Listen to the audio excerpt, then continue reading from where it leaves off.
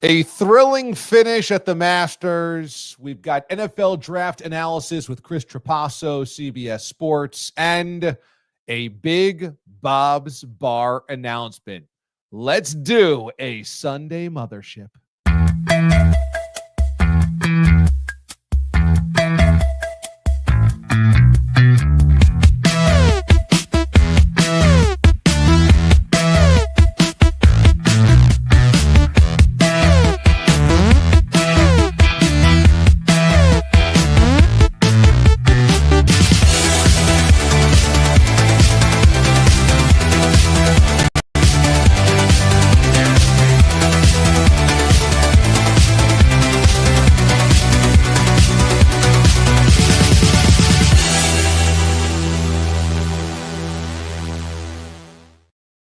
How we doing, everybody? What a finish in Augusta as Rory McIlroy gets the career Grand Slam finally accomplished. We'll talk about that coming up here.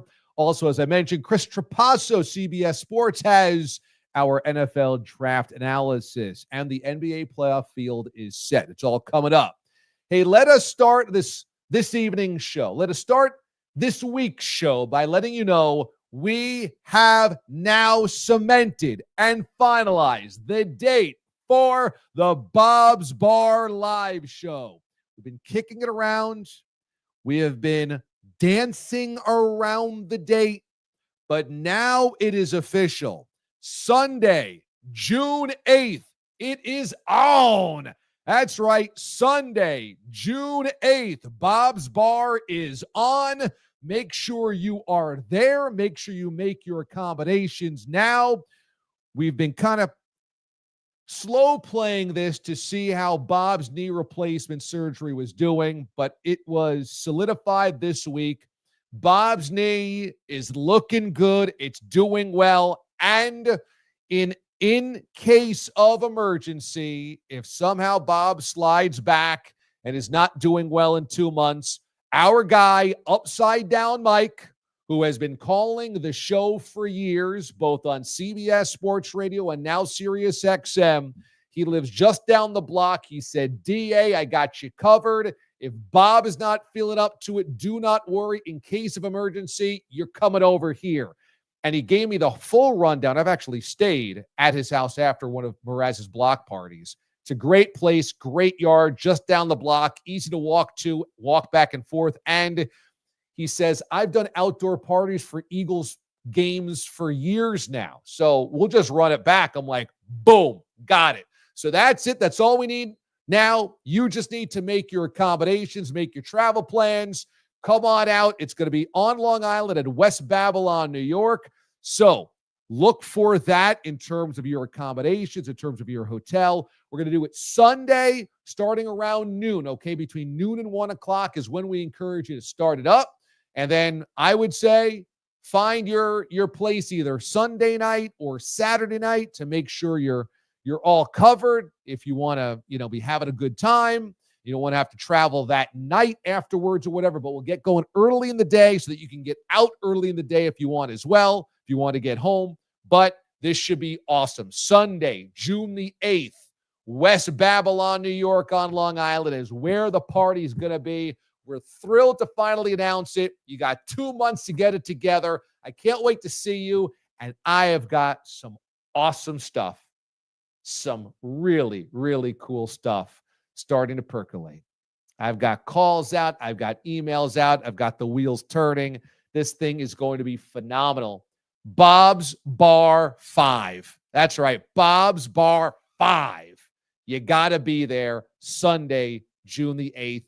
The D-Aliens, I know, will represent. The legends will be out.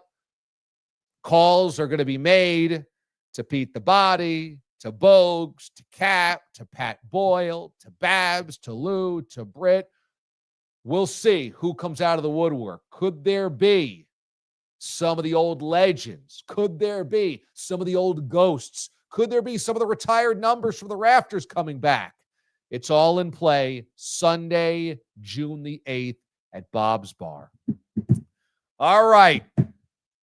How about Rory McIlroy? Let's get going with your Furious Five.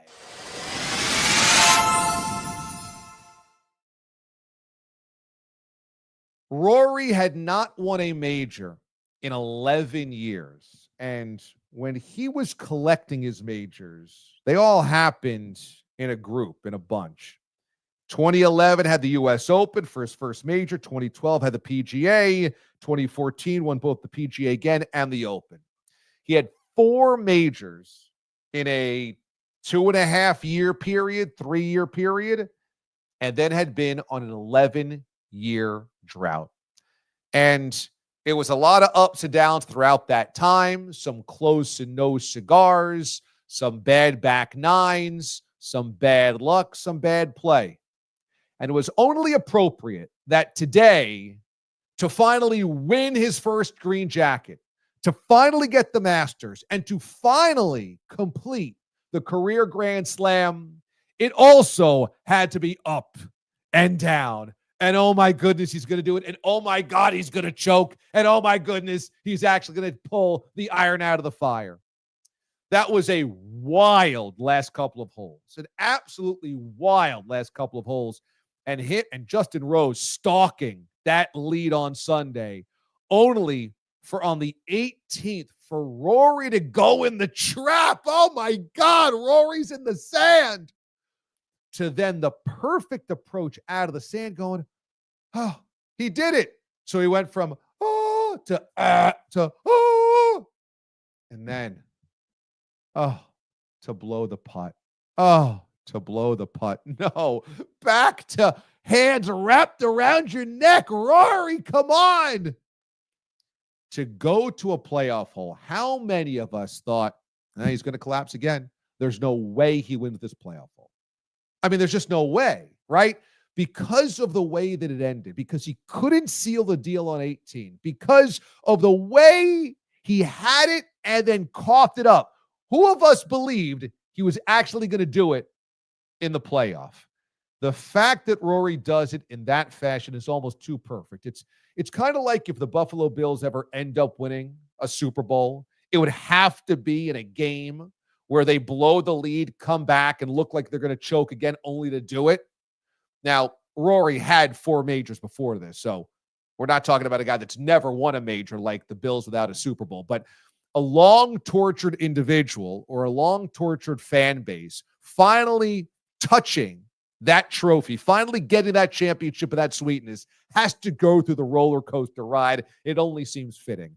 And it is interesting, is it not, that a year ago, you had Rory going through his really embarrassing public marital issues. And then him and his wife end up deciding to separate. There's all these tabloid stories about him potentially dating Amanda Balionis, the golf reporter from CBS. So now your love life and your personal life is going to thrust upon the stage. And he had already been on a decade-long drought. For many, that would be enough to throw you into the drink. That would be enough to throw you into the proverbial sand trap. That would be enough to throw you down the flight of stairs, not to come back up.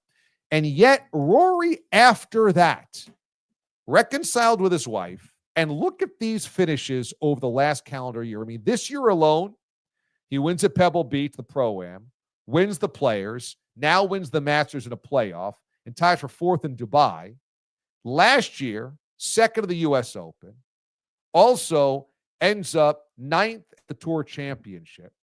And really, since his whole life was kind of gobbled up and then spit out by the public, he's actually been better for it. It's kind of crazy to imagine becoming better when your public persona has been chewed up and spit out and, kind of pick through and tabloided up. It's kind of amazing to think about, but it happened. Rory has made his way through the hard stuff and come out a better golfer, more focused, maybe more at peace now that he's with his wife again. But whatever happened there would take down most people. But in his case, actually, it somehow made him better. Congratulations. He was the sentimental favorite going into this tournament. Obviously, so many people rooting for him to finally do it. It looked like he was going to do it all day on Sunday, only to gag on 18 and then to win it in the playoff. Amazing theater. And for all of us that are still, dealing with the cold weather across the northern climate of America, of North America, to see the azaleas in bloom, to hear the birds chirping, to see the sunshine and 70 degrees late in the day on an afternoon on Sunday. God, it was like, yeah, that's all I want. That's all I want. It's always a gorgeous thing. And the drama and the play today also matched the beauty of the course. All right, let's talk a little NFL draft, shall we? Because it's right around the corner, and there are so many storylines. It is so cool to have our next guest here on the show. He's joined me throughout the years on my radio show, both on CBS Sports Radio and now Sirius XM. He's one of the best at predicting the draft, one of the best at breaking down the draft. He's all over it for CBSSports.com. NFL draft analyst and friend of the show, Chris Trapasso, everybody.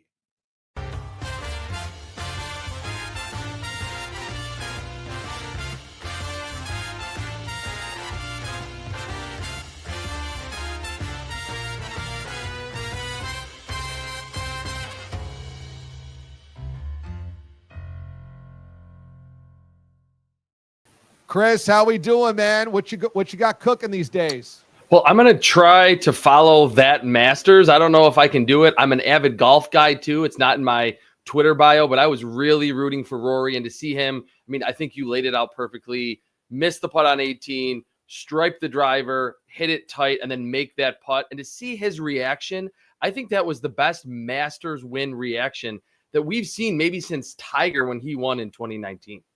He gets down at all fours. He's weeping right there in front of the crowd. When we go to a playoff, did you think Rory would have what it takes to win it?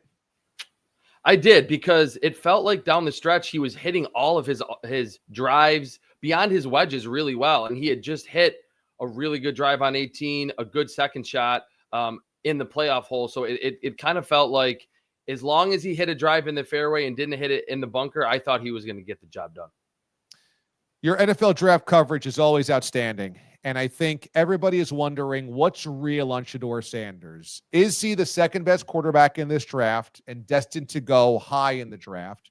And it's all smokescreen that he's going to go 2 to the Browns or 3 to the Giants. Or are all of these reports true and that NFL executives are really unimpressed by Shedeur and that he's actually might not even be the second best quarterback in the draft? Where do you stand on what is real with Shedeur?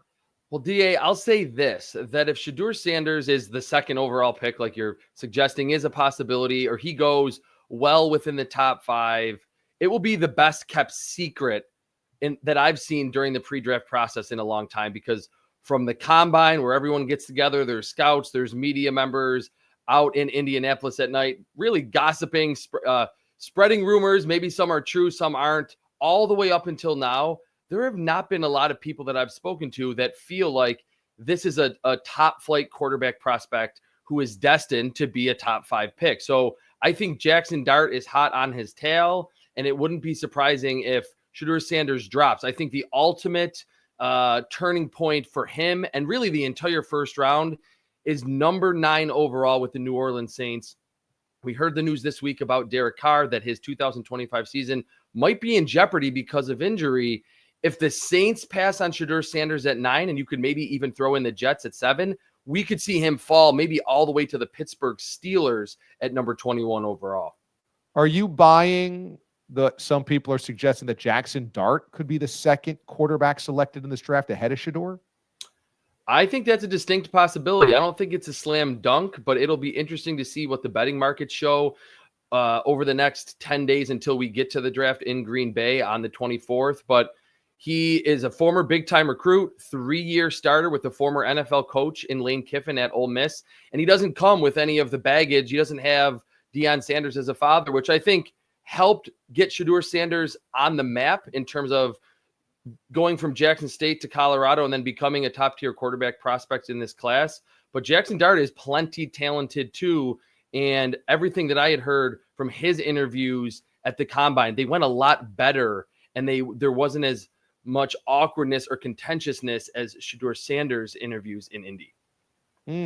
So that's a real thing that some executives were put off that it could get contentious because of Shedeur's bravado or confidence or what have you.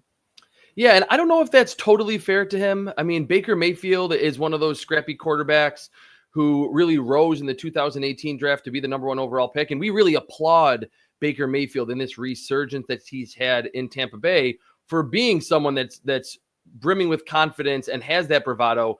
But it's just rubbed a few people in the NFL the wrong way. But we know in the first round, all it takes is one team to have the owner sign off, the coach sign off, and say, we're going to welcome what is probably going to be a lot of attention. You could maybe even call it a media circus. It's not that Shedeur Sanders is a bad prospect, but he's not so good like a Trevor Lawrence or a Caleb Williams or a Joe Burrow, where owners and GMs would just really push any of the off-field stuff to the side. So more so with other top-tier prospects, the maturity, the bravado is more of an issue than it is normally. So the Steelers are caught in no man's land because of Aaron Rodgers, and they brought in Shedeur for a workout. Is it plausible that Shedeur is available to the Steelers at 21, they draft Shedeur, and they don't have to do business with Aaron Rodgers? 100%. And I think Mike Tomlin's history dealing with a variety of personalities, from Le'Veon Bell to Antonio Brown, George Pickens has certainly had his moments there. They trade for DK Metcalf. They need a quarterback.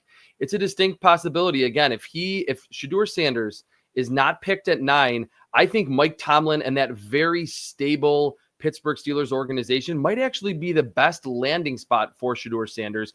He wouldn't have to come in and throw 50 touchdowns as a rookie for this team to be respectable. We know that Mike Tomlin's never had a losing record in Pittsburgh. So I feel like that is one of the better landing spots, Pittsburgh or in Los Angeles with the Rams and Sean McVay, to be the heir apparent to Matthew Stafford with the Rams.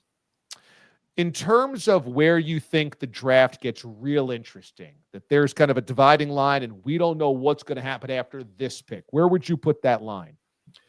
Pretty close to where we were mentioning before with the Saints at 9, but I'll start a few picks before that. 6, 7, and 8. That's 6 with the Las Vegas Raiders. There's a whole new regime there. Tom Brady, part owner, is said to be really calling the shots. You have Chip Kelly as the offensive coordinator. Pete Carroll is the head coach. Do they go running back? Do they maybe pick someone to be the heir apparent to Geno Smith? And then no one really knows what the Jets are going to do. Another team that picks at 7, new head coach with Aaron Glenn, new GM. We don't know. They could be the Shedeur Sanders team, or maybe they're the Jackson Dart team. So I think 6, 7, 8, and then 9 with the Saints, that is really the turning point of this draft, whether it's Shedeur Sanders or just other big-time prospects. We're not really sure what any of those teams will do because they have new pieces in place in the front office and a coaching staff. Your latest mock draft is fascinating at CBSSports.com. I highly encourage everybody to check out Chris's work because this guy's been on it for years. He's joined me throughout the years on the show. You got, predictably, Cam Ward, 1 of the Titans, and Travis Hunter, 2 to the Browns.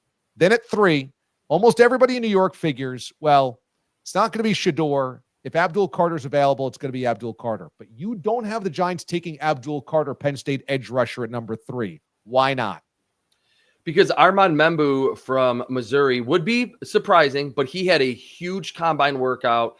And to me, as a draft analyst, just knowing the history of the draft and trying to keep some of the recent memory in mind when trying to make these mock drafts, the first round is all about traits. And he tested extremely well. The Giants' offensive line, doesn't matter who the quarterback is. If it's Russell Wilson or Jameis Winston, or they do draft someone, it's been a huge problem during the Brian Daboll and Joe Shane era. So I think between Membu and Abdul Carter, that's probably the 2 players that the Giants are thinking about. But I think more so than anything else, Brian Daboll being an offensive-minded head coach, and the fact that the defense actually played well down the stretch last season, it's really in the trenches along the offensive line where the Giants need the most help. If the Giants are not taking a quarterback in the first round up high, do they trade back into the first round for somebody, or do they wait to try to get a quarterback in the second or third round?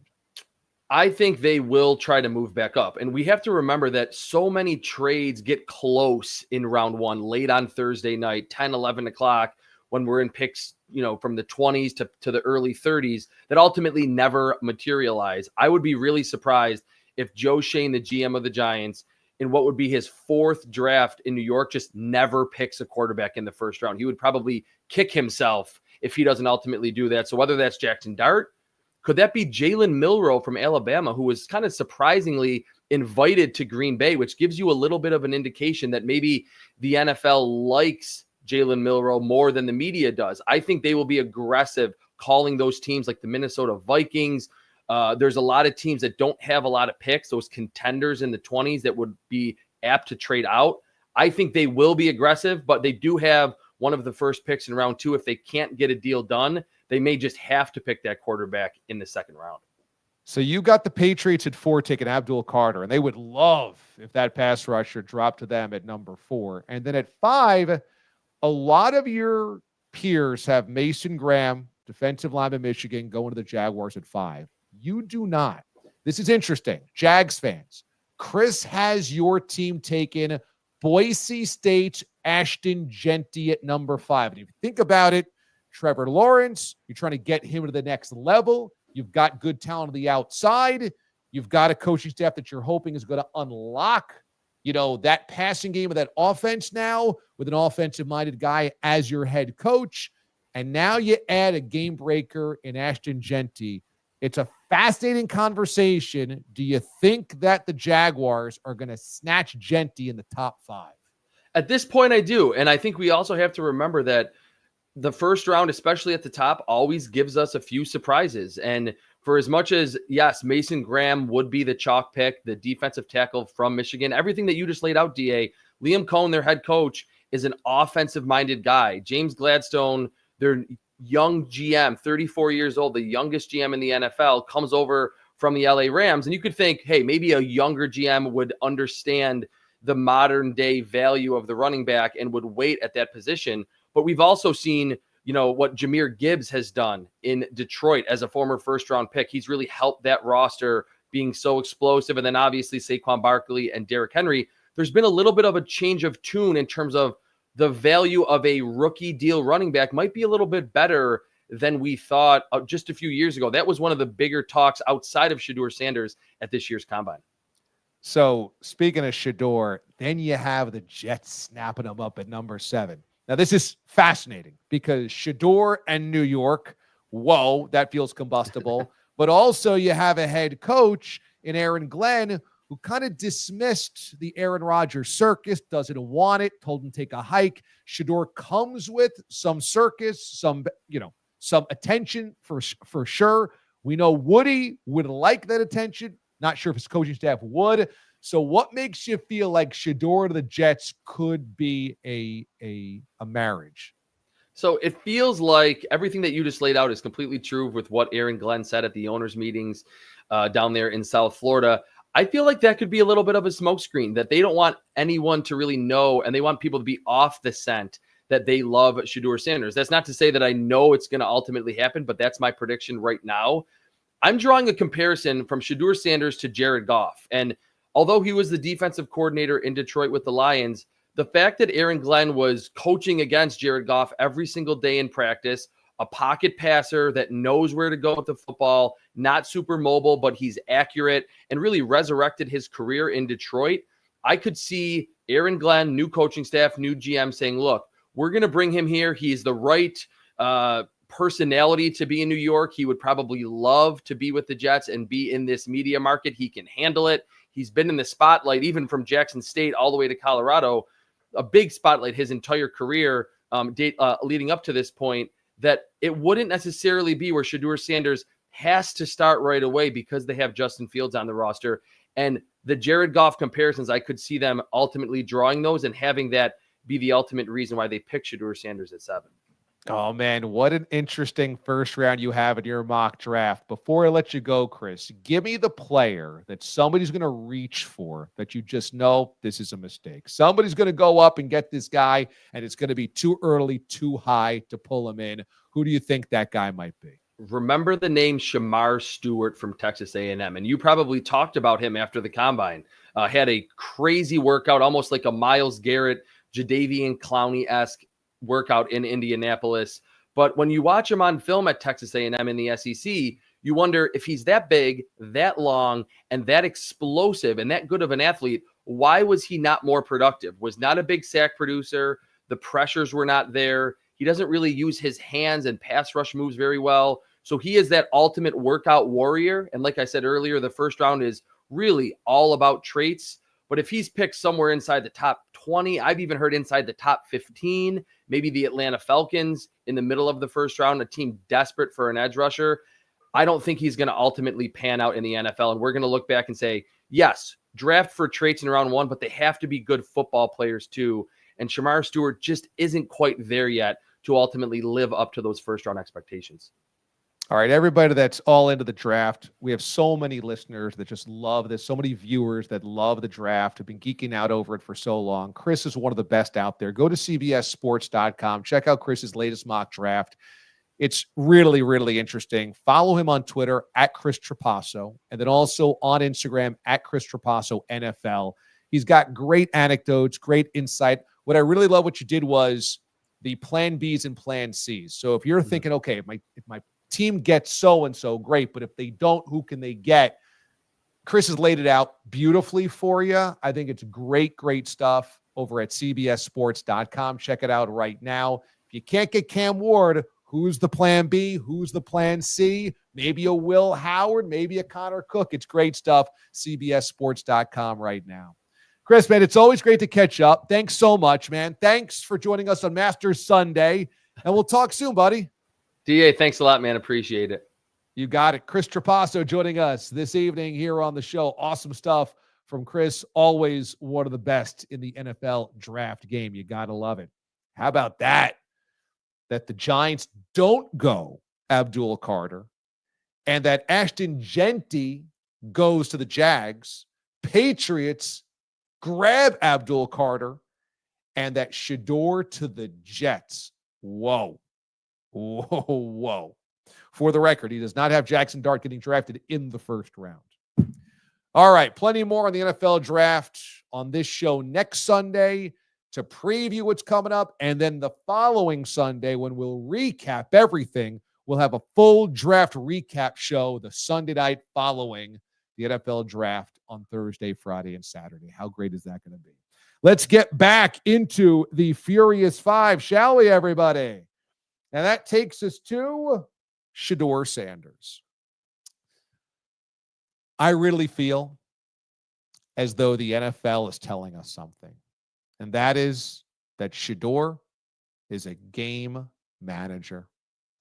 Now, game manager has been a criticism in many, many years. It has been the ultimate backhanded compliment. Trent Dilfer won a Super Bowl as a game manager. Today, your game managers are just not guys that can win you a Super Bowl. You have to have everything else great alongside it to win. Some have said Brock Purdy is a game manager. And I think what you're looking at with Shedeur is exactly that the NFL feels he's less than an A-tier QB that can change the fortunes of a team, that you have to have everything else around him to be great. And I say that because just look at some of the feedback we're getting from around the NFL's voices, okay? Now, I'm not saying that Mel Kiper, Dan Orlovsky, or Mike Mayock or anybody are the be-all, end-all. They can all be wrong. Certainly, they all have been wrong. But look at the comps that you're getting about Shedeur. Mel Kiper Jr., Chad Pennington, game manager. Well, okay, you wouldn't take Chad Pennington number 2 overall, would you? Dan Orlovsky, Andy Dalton, game manager. You wouldn't take Andy Dalton number 2 overall. There's been kind of this drumbeat of people quoting anonymous executives saying he's a fringe first-round quarterback. Fringe first-round quarterback. Wow, I thought he was going to be the number 2 pick in the draft. This could be a draft much like 2005 when Alex Smith went 1 and then Aaron Rodgers dropped all the way into the 20s. That happens to the second quarterback in this draft. Now, I'm not saying Shedeur is going to be Aaron Rodgers, a future Hall of Fame quarterback. I'm just saying there could be a big slide between the first quarterback and then everybody else. And I just think the more that you hear, the more you should listen. Because it's not 1 or 2 voices saying, I don't know. It's a lot of voices saying he'll be good. but not great. I think a lot of those voices are tuned into what NFL executives are saying. And I just think that, and I've mentioned this before, Shador has gotten the benefit of the doubt in our collective psyches as being dynamic because A, his dad was, and B, he's famous. If it was just Shador Thompson and he played for, Arkansas, I don't think he's the number 2 projected pick in the draft. What has come with being Deion's son has been elevate your persona and elevate your Q rating. He's got plenty of commercial deals. He's all over media. He's got this great social media swell. The camera's on him at Colorado. He's got celebrities on the sideline, which makes everything that he does feel important. Deion's doing a million interviews. He's the most visible head coach in college football. I think people have anointed the Deion Sanders conscientiousness into his son. And actually, they're two different guys. That Shador is not Jaden Daniels. Shador is not Deion Sanders. Shador is famous. Shador was productive. Shador was a very good college quarterback, but he wasn't Deion. And he wasn't a dynamic, game-breaking, oh my goodness, Caleb Williams, can you believe that throw? I think Shador has to have great coaching, good offensive line, good weapons, a good defense, and then you could potentially win with him. And I would bring up the comp of Ben Roethlisberger. Now, again, I'm not going to say he's going to have a Hall of Fame career like Ben. Ben won a pair of Super Bowls. Not what I'm saying. I'm just saying, look where Ben was drafted. And it just so happened it was the Pittsburgh Steelers. It was a draft where Eli was the number 1 pick, the number 1 quarterback. And then people wondered, okay, Phillip Rivers, Ben Roethlisberger. Well, Ben ended up in the perfect place. Ben went to a coaching staff that had Bill Cowher and had been in multiple AFC championship games, and they had gone to a Super Bowl with Neil O'Donnell a couple of years before. They'd had Cordell Stewart there, okay, and they'd gone to AFC championship games. They had an elite defense, absolutely elite, with James Harrison and Troy Polamalu and all of those incredible players. And they had a great running game with Jerome Bettis, a future Hall of Famer. And they told Ben when he took over the reins as a rookie, hey, man, don't throw us out of games. And they went 15-1 and lost the AFC championship game. The second year, much of the same, had good wide receivers. They had Hines Ward, but they ran the football with Jerome Bettis well. They had a great offensive line, and they won a Super Bowl. That was not a Big Ben Super Bowl. That was a collective Super Bowl. And so I think Shador falls into that realm. If everything around him is great, you might be able to win some football games. But don't expect a bad franchise to get turned around because of his electric, dynamic play. That's not the type of guy that he is. NFL executives are telling you that.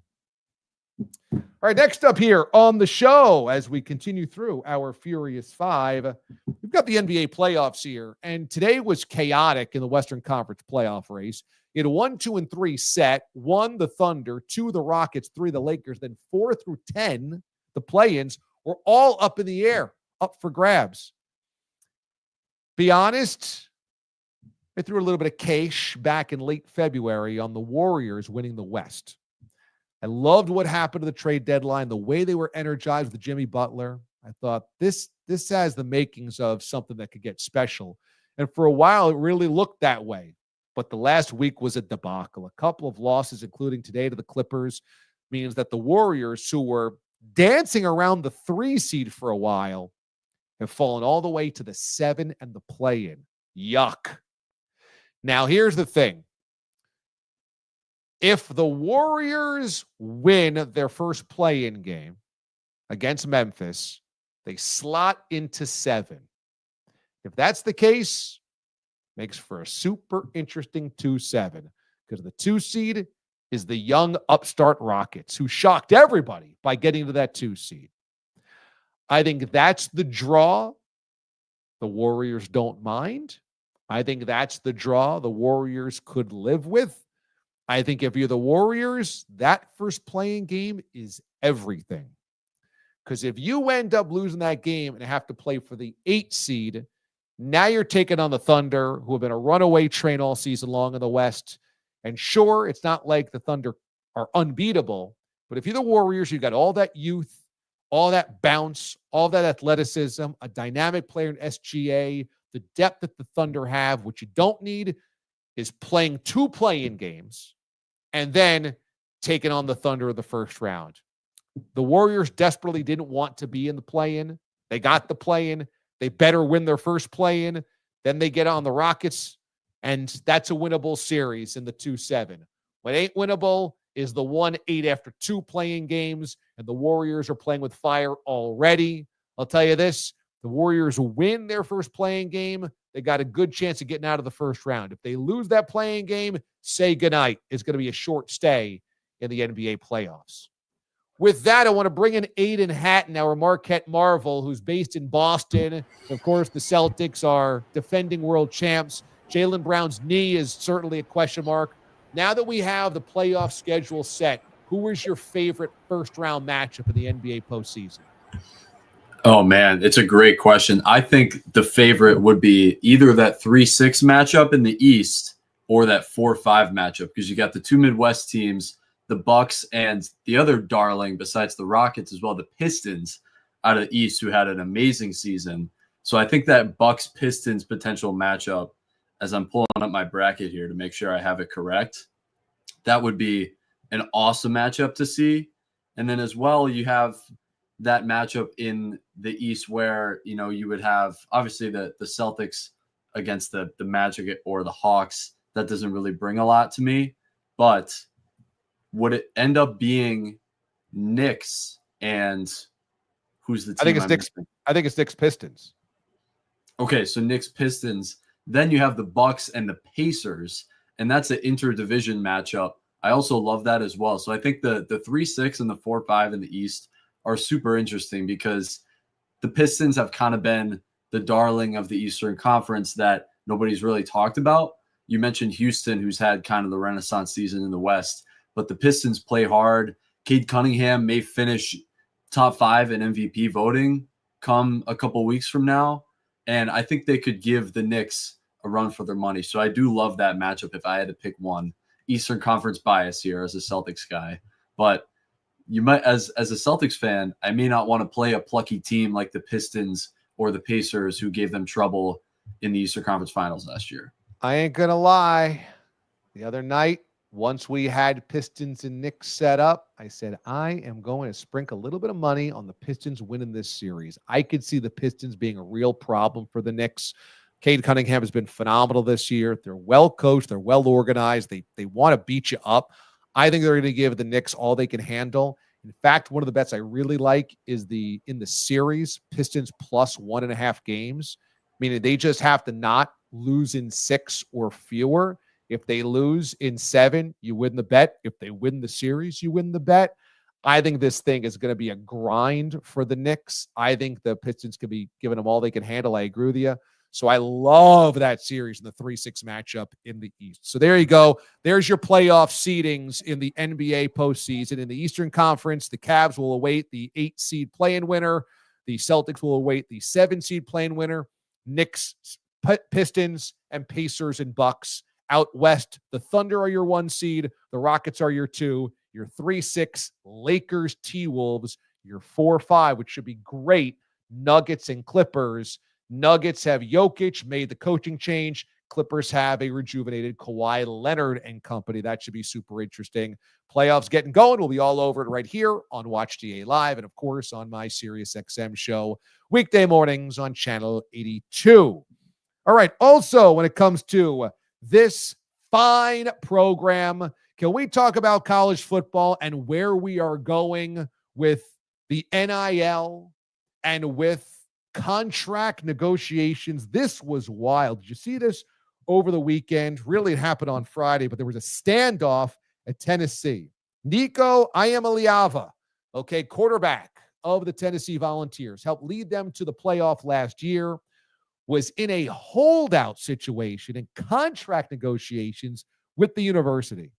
Nico was already guaranteed $2 million a season in NIL, had a 4-year deal for $8 million, was going to make 2.2 this year. Said not enough. Whoa, really?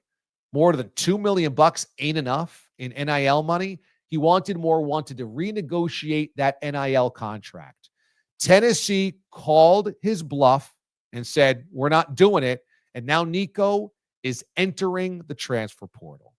This, everybody, is one of those Ed O'Bannon moments in college sports. O'Bannon challenged the EA Sports video game monopoly and said, if I'm in that game, I should be getting money. If it's in the game, it's in the game. I should be getting some cash.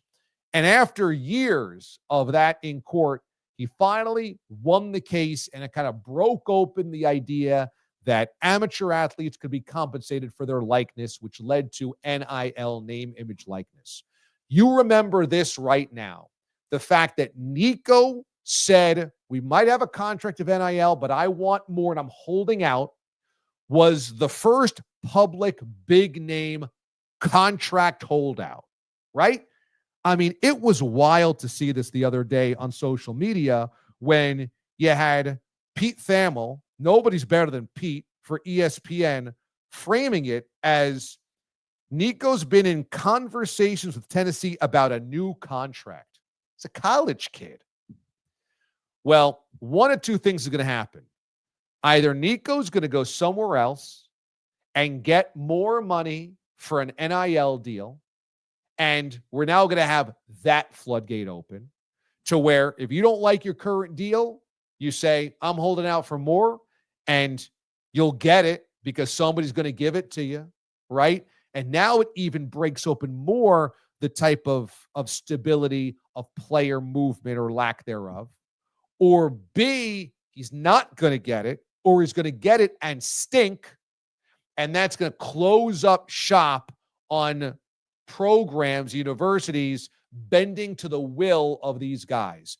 Look, there was a lot of college administrators and coaches and ADs applauding Tennessee. They do not want to see this happen with other players where they've already given them a ton of money. I mean, again, $2.2 million for Nico to have played this year for Tennessee at quarterback. 2.2 mil, not enough.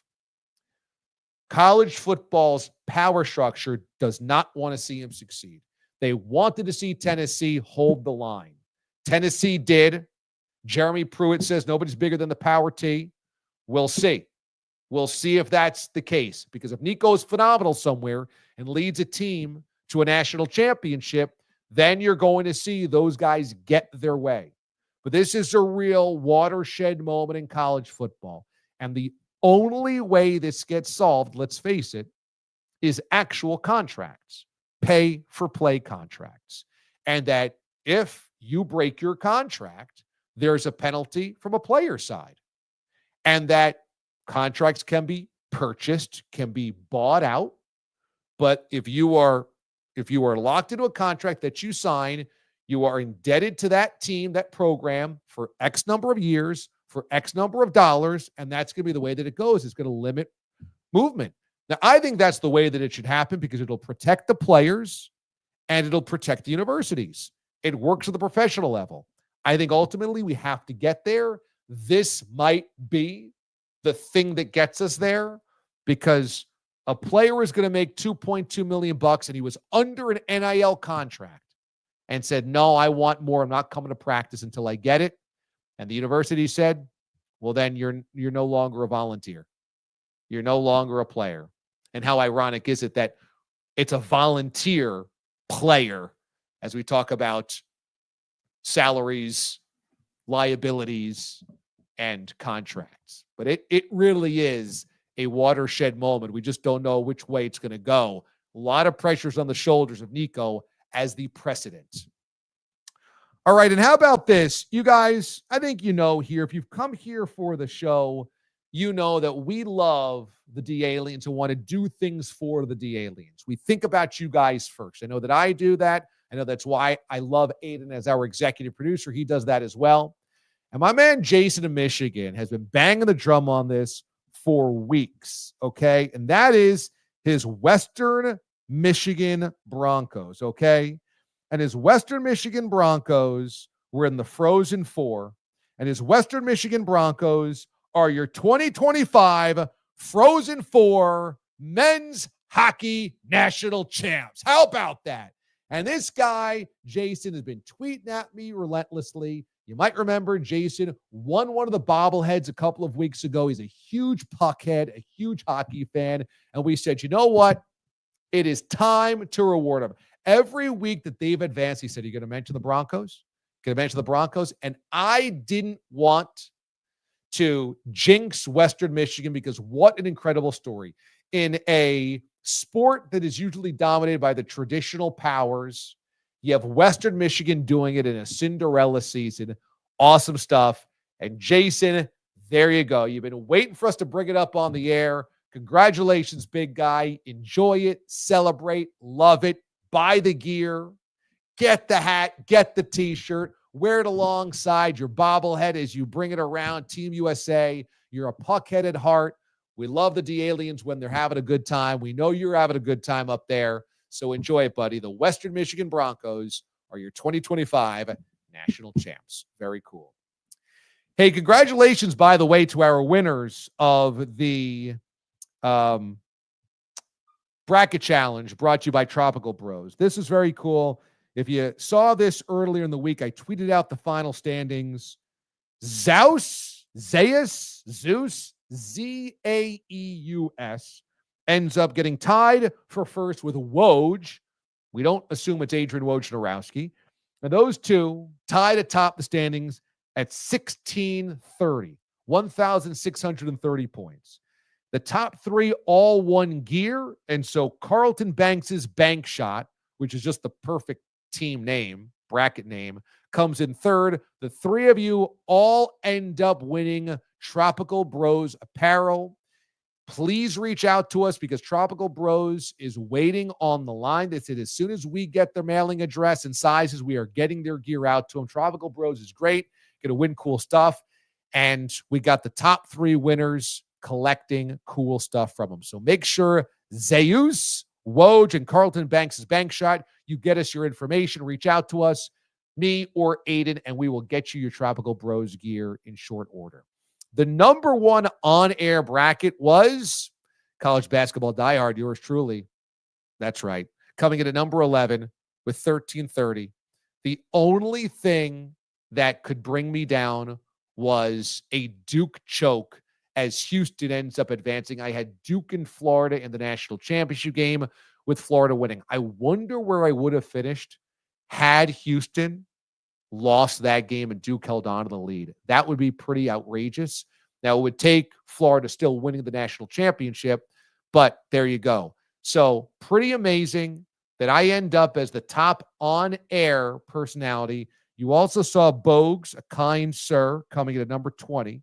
And then after that, Carlos with a K was tied for 26th, along with Shep, Super Dave at 30, Mraz at 50, Babs at 73. I mean, the poor guy at St. John's winning the whole thing. The Marquette Marvel, embarrassingly, our college basketball aficionado.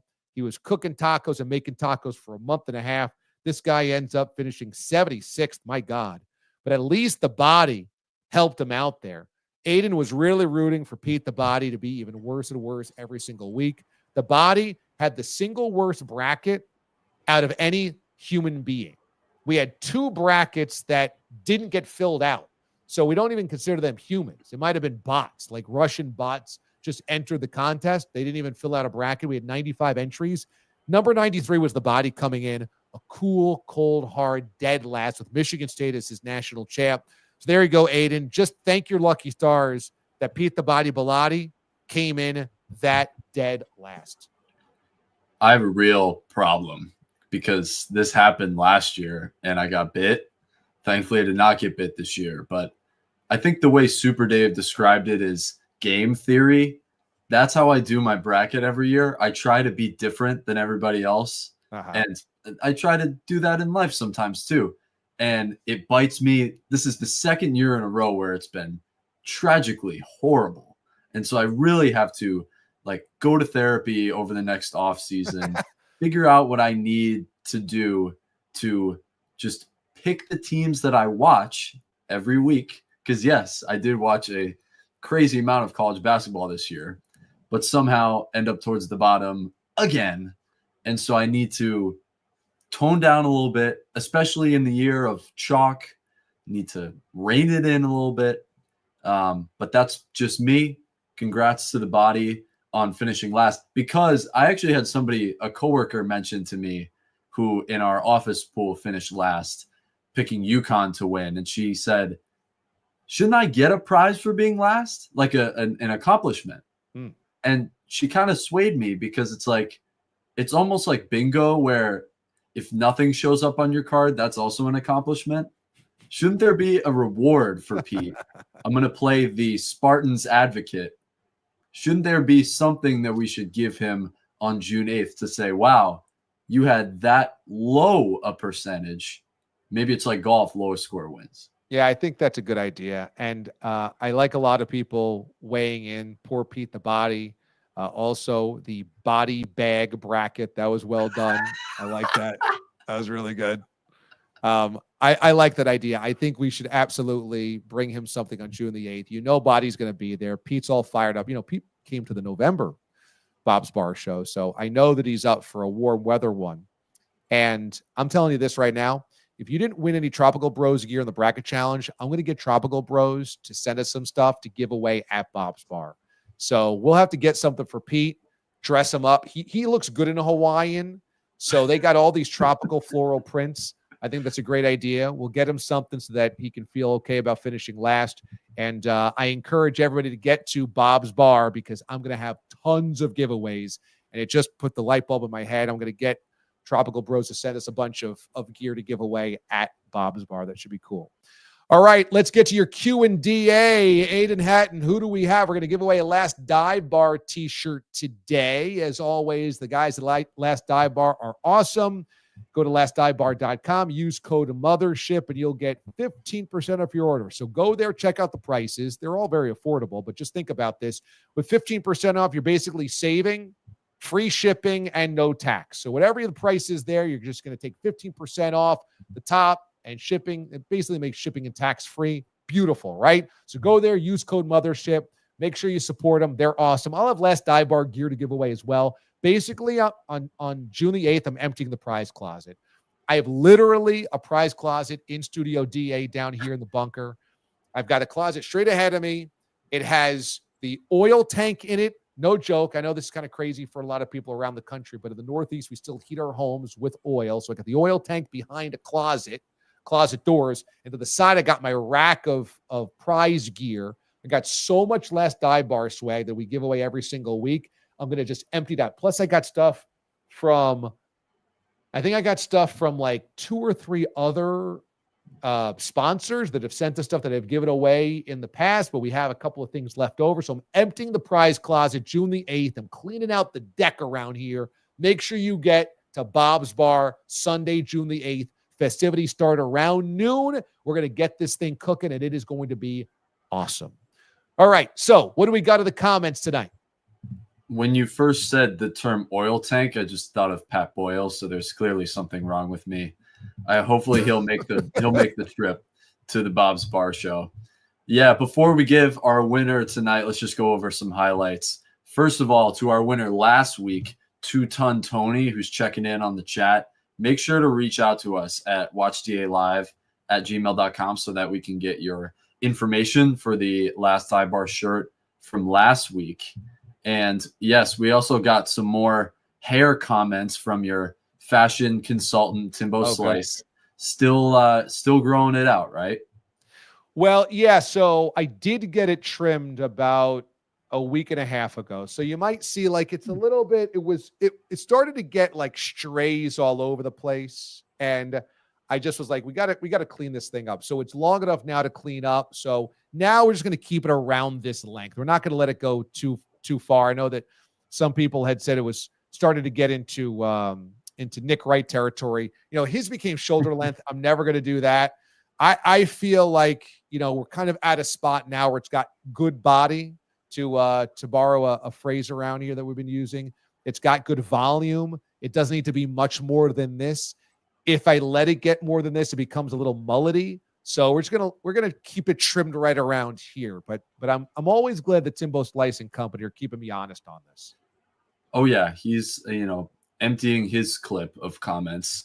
And so the last slice of Timbo that we'll give to you is who's parking cars at the Bob's Bar Show. The questions have already started. We're gonna have to brainstorm. Yeah, I don't know if Gelb is in for that. Maybe he is. I'll have to reach out to him. But we'll find somebody to park cars. We got to have a valet out there. That's part of the charm. Now, we didn't have a valet in November, but since it's warm, it does feel like we should have somebody running around. It's going to be perfect weather, June the 8th. It's the perfect date. I love this. It's before the summer gets cooking too much. So you guys have families. You're going to go a million places, have tons of plans. Before it gets too crazy, but it's going to be beautiful and warm and gorgeous and not too humid. It's going to be the perfect date, and we should have somebody running their arses off as they park your cars. Can't wait. Hopefully it'll be by June 8th time that I can not have another layer on me, because my quick NBA take was quickly dashed by Daly, who said I need another sweater to put over my sweater to put over another sweater. So yeah, for the behind the scenes of the Studio if you're sitting in Studio DA, then this is where I'm sitting. It is a freezer. And I think we've talked about this more often than I'd like to admit, but I have a space heater on the side of my bed here. Oh, wow. Is going to control how warm it is in the studio, because that's just how cold it is. This is running almost 24/7 when I'm here, not when I'm asleep, but when I'm here, when I'm not in the office in Studio that thing has to run. By the way, shout out to Vornado. That was like $25 on Amazon. So just make sure you're hot. I got to double layer up, because another hot take, and I'm going to bring down the lower third here because I'm going to get a lot more comments, and we'll hopefully have to, you know what, maybe we should save this for the Q&A, but I'll just tease that I may have my least popular take that I've ever given, sports or otherwise, and it's come to light, or I should say come to sea level in the last 2-3 weeks. My water temperature, very similar to how often I wear layers here on the air. I like to drink my water relatively warm, and this is something that has petrified family, friends, coworkers, potential date partners. They can't stomach it. I don't know how I'm going to move on unless I just tell people, screw you. I'm going to continue to drink my 60% hot, 40% cold water throughout the day. So stay hydrated. So where do you get your hot water? You boil it on the stove? No, I'll, when I'm at home, I actually got a Christmas gift this year from my family. I got a full, Stanley, that brand. No free ads. But okay.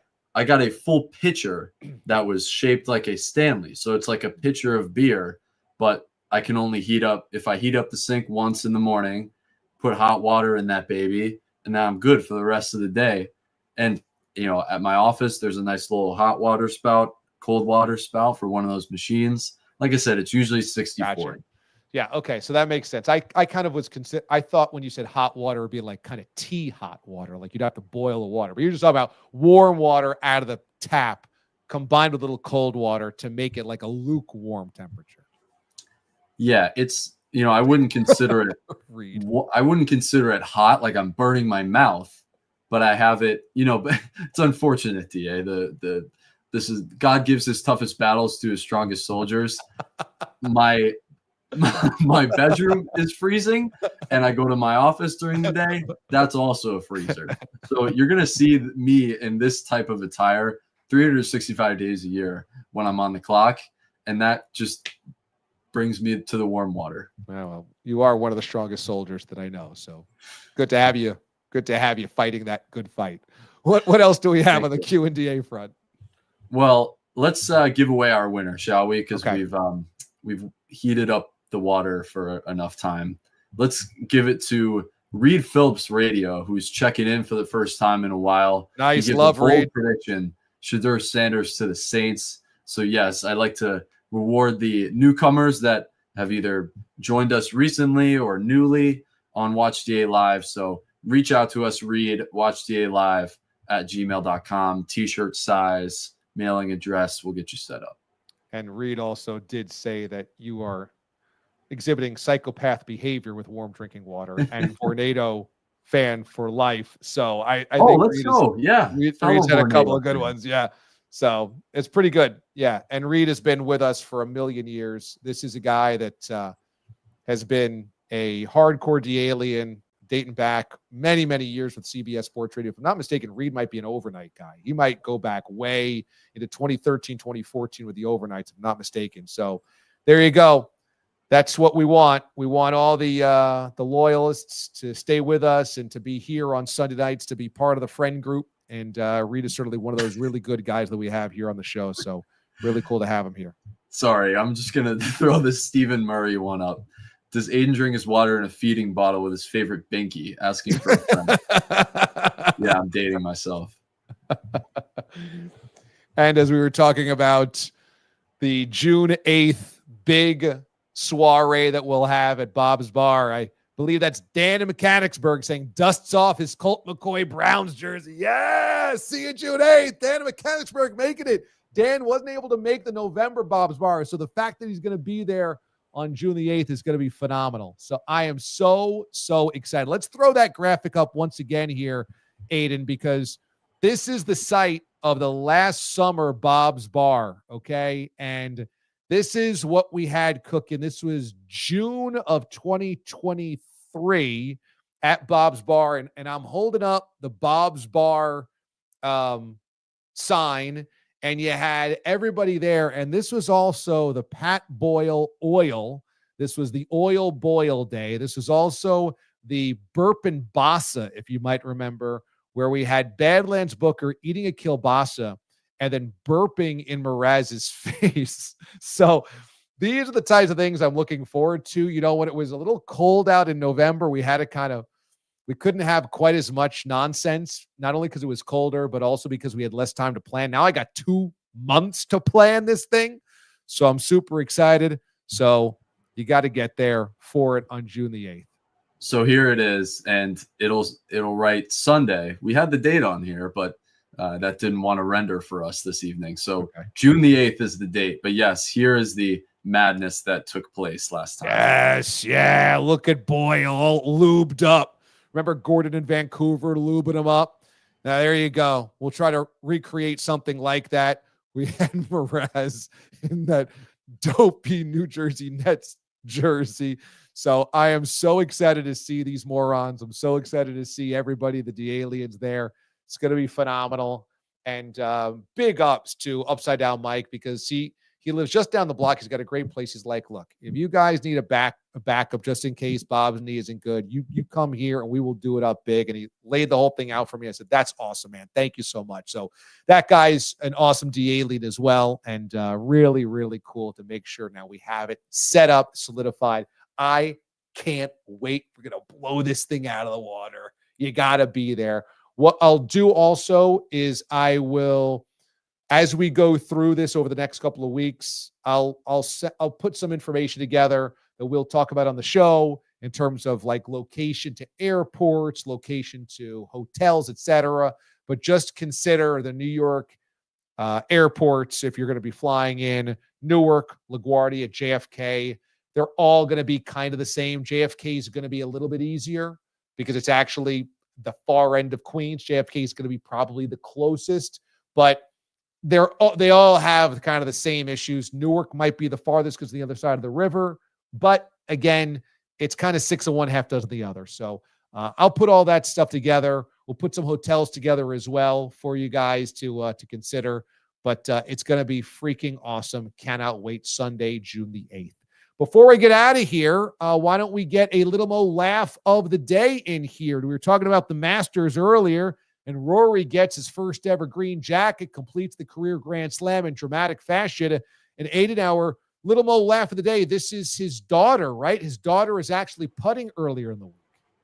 That's correct. This was Wednesday at the par 3 contest. You may have caught this, but if not, his daughter, Poppy, I believe she's 4 years old. You'll have to check me on that. But here is Poppy playing with Rory and Shane Lowry, fellow Irishmen, at the par 3 contest on Wednesday. And Rory decides to hand over the putter and say, Poppy, try this one. This is not a short putt, my friends. So let's play this in all its glory.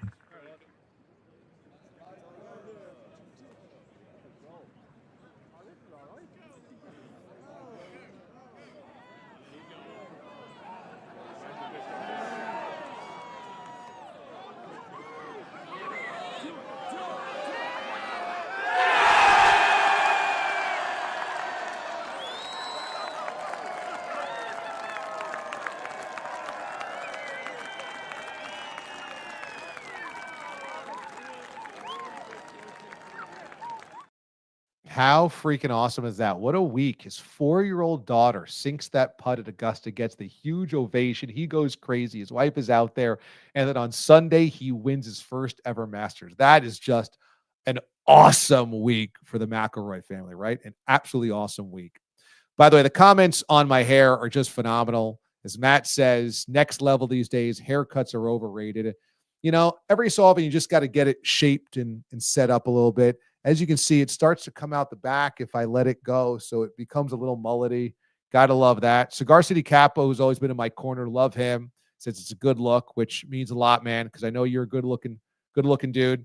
And Ralph says, my wife commented on DA's hair. I just wonder what the comment was. Just gotta wonder what the comments were. So, yeah, you just got to make sure you clean it up around the ears, as Cigar City Capo says, which is the key. You know, you got to make sure that it doesn't get too crazy, because when it does, look at this. Now I look like I should be in some type of 1600s 1600s reenactment of like the Salem witch trials. So there you go. How's this look? You're setting yourself up for meme territory right now. This is dangerous. Reed Phillips. Oh, Jack Nicholson. Exactly. Here's Johnny. There's a lot of Nicholson in there. So there you go. So, yeah, Matt says, you look like you should be starring in a British sitcom. Yeah, exactly. There's like a little Adam Driver in this when he lets his hair get really ridiculous, but not in a good way. So Fred Lasso. Yeah. So this, hopefully we've set up maybe tonight's show is one of the better moments of next year's Watch D.A Live Awards, right? The top moments. We had Aiden giving us a tour of his non-heated bedroom with his Vornado and space heater, and then me giving you Jack Nicholson for the 1600s, the witch trials. There you go. Send this to the Academy. Send this to the Academy. Yeah, exactly right. All right, that's going to do it for us tonight on the show. Once again, everybody, a reminder, June the 8th, make your plans. I cannot wait to see everybody there. I am so excited. Of course, we'll be broadcasting this show live from Bob's Bar, but we want you there in person. Tons of giveaways, all the celebrities, all the D-aliens. It's going to be awesome. If you need any help getting there, directions, advice, travel stuff, timing, anything, feel free to DM me, okay? Best ways on Instagram. More DMs get in there than on Twitter, I find. It just less filters. I just never know on Twitter what's coming and what's not. But Instagram, I can usually get to almost all of them pretty timely. So hit me up there at Damon Amendo if you need any help there. But also, you can always find me via email. Easy enough. WatchDALive@gmail.com if you want to contact the show, and Aiden will pass that along to me. Or my personal email address is always public as well. It's my name, just a dot in the middle of it. So it's Damon.Amendolara at SiriusXM.com. And that'll always get to me as well. So whatever you guys need, I'd love to help you out. Make sure you get here safe and sound to see the show. All right, that's going to do it for us. Happy Sunday, everybody. I will see you tomorrow morning on Sirius XM Channel 82 with the DA Show with Babchick. Can't wait for that at 6 a.m. sharp. Thanks to Chris Trapasso from CBSSports.com. He was awesome for joining us. All you guys that joined us alongside for the ride. Thanks to Aiden Hatton, your executive producer, the Marquette Marvel. I am DA. Signing off. Be good to one another. The mothership disconnect.